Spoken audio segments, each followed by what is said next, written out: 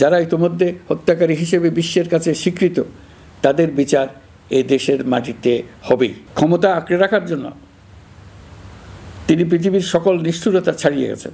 পতিত স্বৈরাচারের নিপীড়নের বর্ণনা উঠে এসছে জাতিসংঘের মানবাধিকার বিষয়ক হাই কমিশনারের কার্যালয়ের রিপোর্টে। গত জুলাই আগস্ট মাসে বাংলাদেশের ছাত্র শ্রমিক জনতার উপর শেখ হাসিনা সরকার ও আওয়ামী লীগ যে দমন পীড়ন ও হত্যাকাণ্ড চালিয়েছে এর পুঙ্খানুপুঙ্খ তদন্ত করে বিস্তারিত রিপোর্ট প্রকাশ করেছে তারা। এই রিপোর্টে স্পষ্টভাবে উঠে এসছে যে শেখ হাসিনা নিজেই নিরাপত্তা বাহিনীর কর্মকর্তাদের নির্দেশ দিয়েছিলেন বিক্ষোভকারীদের হত্যা করতে। বিগত সরকার, আওয়ামী লীগ ও আওয়ামী লীগের সহযোগী গোষ্ঠী ও সংগঠন একত্রিত হয়ে পরিকল্পিতভাবেই গুরুতর মানবাধিকার লঙ্ঘনে জড়িত ছিল।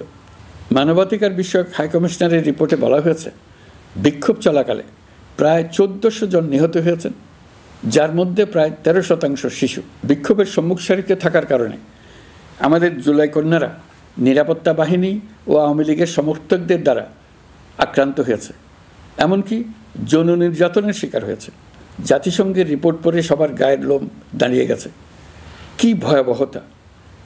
কিভাবে একজন প্রধানমন্ত্রী নিজ দেশের নিরস্ত্র মানুষকে হত্যার পর লাশ লুকিয়ে ফেলার নির্দেশ দিতে পারে? ক্ষমতা আঁকড়ে রাখার জন্য তিনি পৃথিবীর সকল নিষ্ঠুরতা ছাড়িয়ে গেছেন। এটাই জাতিসংঘের প্রতিবেদনে উঠে এসছে। মানবাধিকার বিষয়ক হাইকমিশনার কার্যালয়ের এই রিপোর্টকে আমরা স্বাগত জানাচ্ছি। প্রতিবেদনে যে সুপারিশ করা হয়েছে অন্তর্বর্তী সরকার সেই সুপারিশগুলো গুরুত্বের সঙ্গে বিবেচনা করছে।